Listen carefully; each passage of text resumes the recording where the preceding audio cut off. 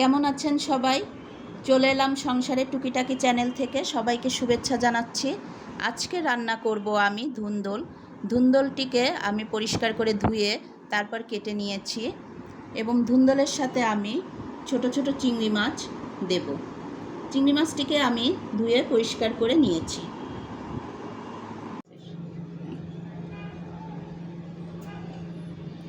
চুলাটি ধরিয়ে আমি কড়াইটি বসিয়ে দিয়েছি। এখন তেল দিয়ে দেব।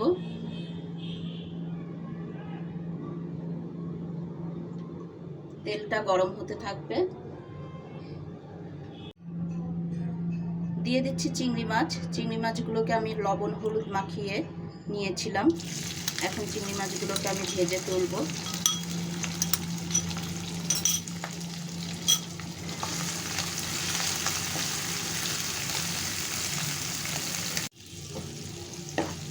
চিংড়ি মাছগুলো আমার ভাজা হয়ে গিয়েছে।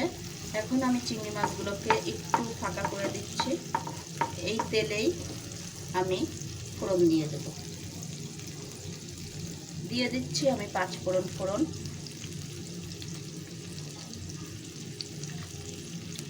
পাঁচফোড়নটা ফোড়ন দিয়ে এখন একটু নেড়ে চেড়ে দিচ্ছি।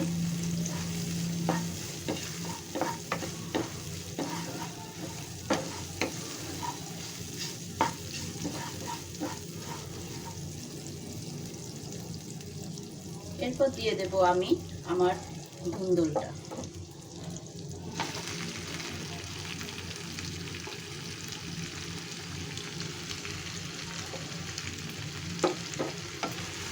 এরপর আমি একটু নাড়া দিয়ে দিচ্ছি।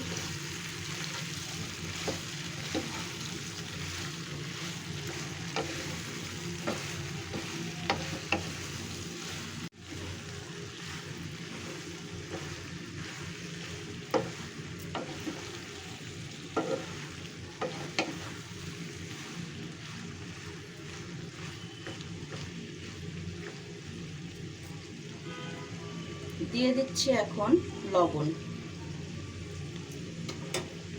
এরপর দিয়ে দিচ্ছি একটু হলুদের গুঁড়া।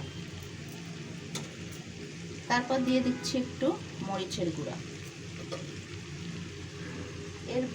এর ভিতরে আমি দিয়ে দিচ্ছি একটু কাঁচামরিচ।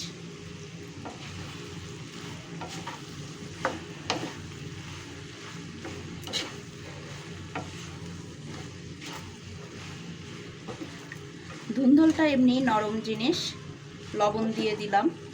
এখন এর ভিতর থেকে একটু জল বেরোবে। আমি এখন ঢেকে দেব। ঢেকে দেওয়ার পরে দেখা যাবে যে এর ভিতর থেকে অল্প কিছু জল বেরিয়েছে।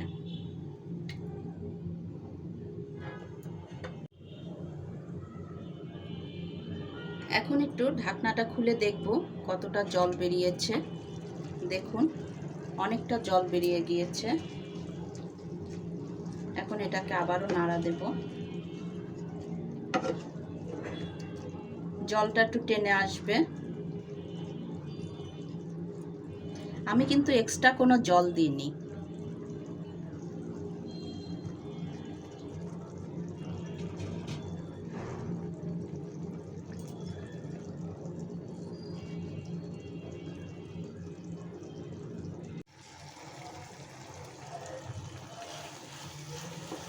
হয়ে আসছে আমার ধুন্দল দিয়ে চিংড়ি মাছ রান্না। এখন আমি নামানোর আগে সামান্য একটু চিনি দিয়ে দেব। এটা একটু মিষ্টি মিষ্টি ভালো লাগে।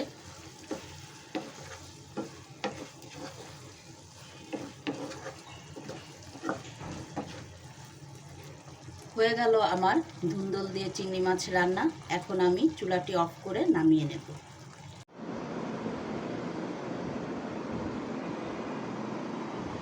হয়ে গেল আমার চিংড়ি দিয়ে ধুন্দল রান্না। দেখুন, একটি পাত্রে ঢেলে নিয়েছি। এত সময় ধরে আমার ভিডিওটি দেখার জন্য সবাইকে ধন্যবাদ।